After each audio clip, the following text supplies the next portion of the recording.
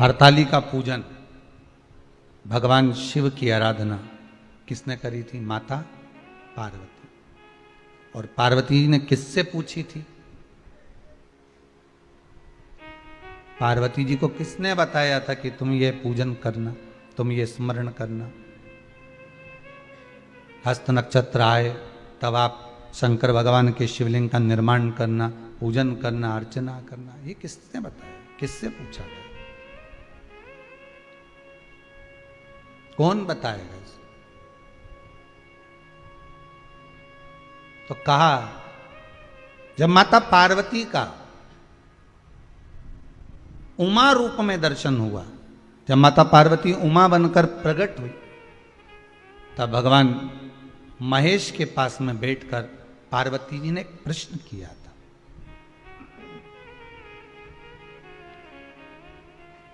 पार्वती जी भगवान शिव से एक प्रश्न कर रही, महेश भगवान से एक प्रश्न कर रहे, भोलेनाथ प्रभु शंभु शंकर हे दयालु करुणा सागर कृपा करने वाले त्रिकालदर्शी कैलाशी हे शिव करुणा करिए और मुझे आप इतना सा बता दीजिए कि मैं जितनी जन्म लूं,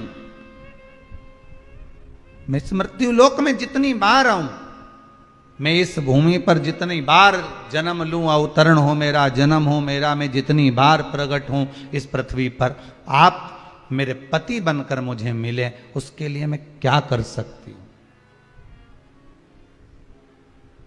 मैं क्या करूं?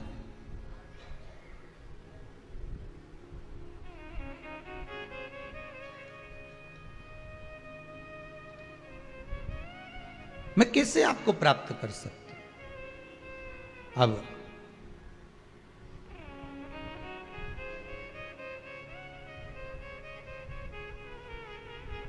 जैसे सबसे पहली करवा चौथ की पूजन किसने करी थी? बोलते जाओ जरा जल्दी। कोई आपसे प्रश्न कर लेगा कि आप हर साल करवा चौथ का पूजन करती हो, चलनी में मुंडा भी देखो है, चलनी में मुख भी देखती हो, दिया भी लगाती हो, करवा भी भरते हो, पूजन भी करते हो, तो सबसे पहली करवा चौथ की पूजन करी किसने थी?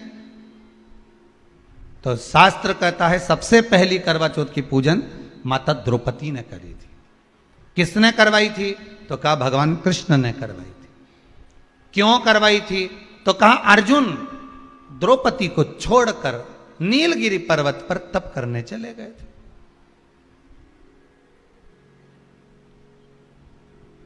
और नीलगिरी पर्वत पर जब अर्जुन तप करने के लिए गए, घोर तप अर्जुन ने करा।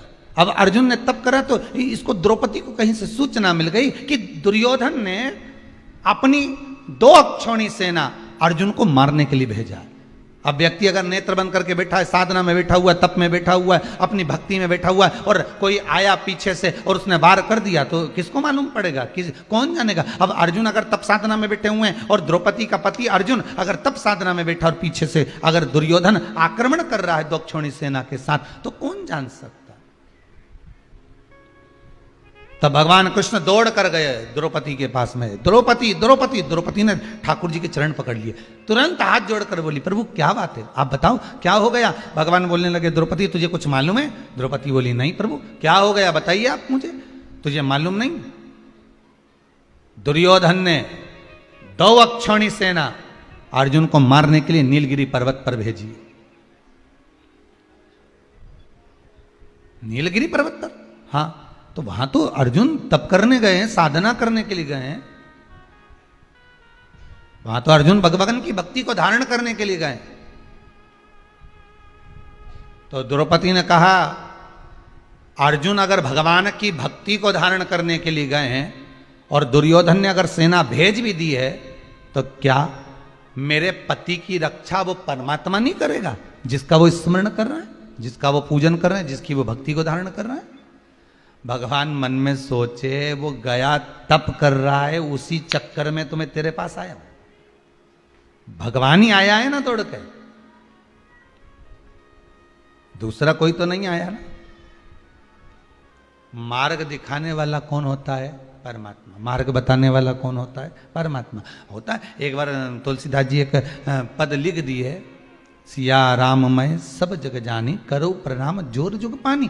जब तुलसीदास जी ने पद लिखा कि हर एक में राम समाया है, चप्पे चप्पे में डाली पशु पक्षी सब में भगवान राम समाये हैं, तो तुलसीदास जी लिखकर जा रहे थे, इतने में एक बच्चा दौड़ कर आया और आकर कहा, अरे काका उधर मत जाना, तुम लाल कलर की धोती पहने हो, उधर जाओगे सामने से एक बेल आ रहा है, एक बहुत बड़ा नंदी आ रहा है, वो तुम्हें पछाड़ देगा, मार देगा।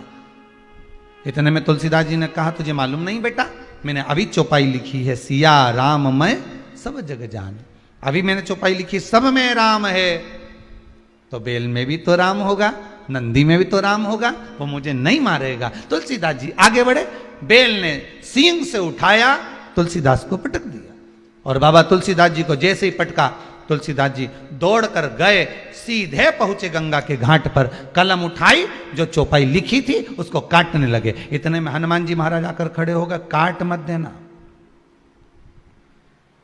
रामायण की चौपाई एक मत काट देना, बिल्कुल मत काटना। तो तुलसीदास जी ने लिखा, बोला मैंने चौपाई लिखी थी, सिया राम मैं सब जग जानी, करो प्रणाम जोर जुग पानी, सब में मैंने राम देखा, तो फिर बेल ने मुझे क्यों मारा? हनुमान जी बोले, तुमने सब में राम देखा, बेल में भी राम देखा, नंदी में भी राम देखा, तो उस बच्चे में राम क्यों नहीं देखा जो तुम्हें बताने आया था कि उधर मत जाना? वो बोलने तो आया था ना तुम्हारे पास में कि उधर मत जाओ। भगवान अपना असली रूप रखकर कभी तुम्हारे सामने नहीं आता। अगर भगवान असली रूप रखकर आ जाए, चार हाथ लगाकर, सुदर्शन चक्र लेकर, त्रिशूल लेकर भगवान तुम्हारे पास में आ जाए और आकर तुरंत तुम्हारे सामने खड़ा हो जाए, तो तुम तो सोचोगे कहीं नाटक वाला आ गया, 10 रुपए निकाल के पर्स में से लाओगी और तुरंत दे दोगी, ए बाबा लो 10 रुपए लो, चलो यहां से बढ़ो। तो भगवान कभी ऐसा रूप रखकर नहीं, असली स्वरूप में तो भगवान आता ही नहीं है।